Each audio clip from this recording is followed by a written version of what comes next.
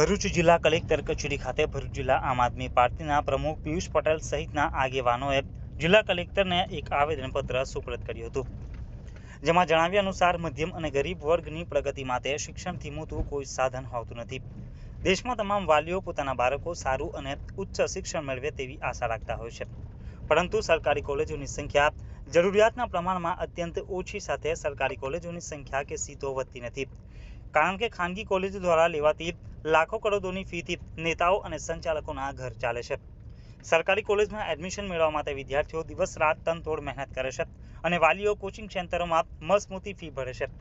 અત્યાર સુધી એવું જોવામાં આવતું હતું કે સરકારી ભરતીની પરીક્ષાઓના ગોટાળાઓ સામે આવતા હતા, પણ હવે નીટ યુજી જેવી પરીક્ષાઓમાં પણ ગોટાળાઓ થઈ રહ્યા હોવાના આક્ષેપ કરવામાં આવ્યા હતા। બિહારમાં પેપર લીક કરનારાઓની ધરપકડ કરાઈ હતી। ગોધરામાં આશ્ચર્યજનક ઘટના સામે આવી છે, જ્યાં રૂપિયાના આધારે આખું સેન્ટર વેચાઈ ગયું હોવા સાથે આ નીટનું પરીક્ષા કેન્દ્ર ગોધરાની જલારામ સ્કૂલમાં હતું, જે સેન્ટરમાં 30 વિદ્યાર્થીઓને ખોટી રીતે પરીક્ષા આપવામાં આવી રહી હતી। માત્ર ગુજરાતના સ્થાનિક વિદ્યાર્થીઓ જ નહીં, મહારાષ્ટ્ર, ઓડિશા, બિહાર અને ઝારખંડ જેવા રાજ્યોના વિદ્યાર્થીઓ આ સ્થળે પરીક્ષા આપવા આવતા હોવાના આક્ષેપ કરાયા હતા। જેથી આ સેન્ટરમાં સેટિંગ થઈ શકતું હોય તો દેશના અન્ય સેન્ટરોમાં કેમ નહીં તેવા સવાલો પણ ઉઠાવ્યા હતા।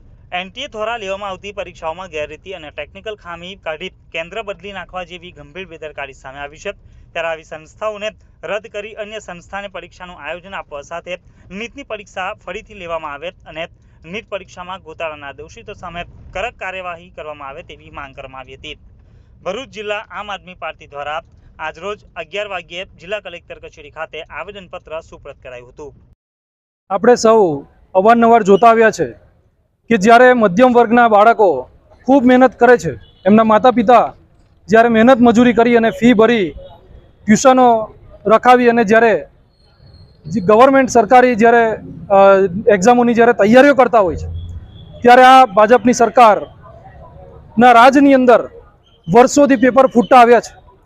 ત્યારે મુખ્યમંત્રી હોય, ગૃહમંત્રી હોય કે અન્ય કોઈ પણ નેતાઓ હોય ભાજપના, આ તમામ લોકો દ્વારા એક નિવેદન એ લોકોનું આપવામાં આવે છે કે આના ઉપર ચોક્કસ પગલાં લેવામાં આવશે, કડકમાં કડક કાર્યવાહી થવામાં આવશે, પરંતુ અવારનવાર આવા કેટલા પેપરો ફૂટતા આવે છે।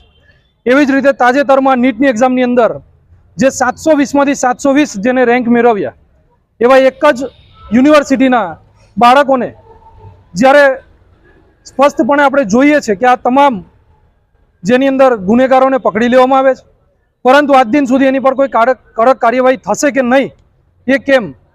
ત્યારે આમ આદમી પાર્ટીએ સમગ્ર ગુજરાતની અંદર દરેક જિલ્લાની અંદર કલેક્ટર કચેરીએ આવેદનપત્ર પાઠવ્યું છે। ત્યારે ભરૂચની અંદર પણ અમે કલેક્ટર સાહેબને આવેદનપત્ર પાઠવવા માટે આવે છે, મુખ્ય પ્રધાનમંત્રીને સંબોધીને કે આવી જે કંઈ પણ એક્ઝામની તૈયારીઓ થાય છે ને લોકોના બાળકોનું જે ભવિષ્ય જે દાવ પર લાગે છે, એ આવનારા દિવસની અંદર આ વખતે કડકમાં કડક કાર્યવાહી કરી આ લોકોને સખતમાં સખત સજા થાય એવા પગલાં લેવામાં આવે, એ હેતુસર અમે આવેદનપત્ર પાઠવવા માટે આવ્યા છીએ।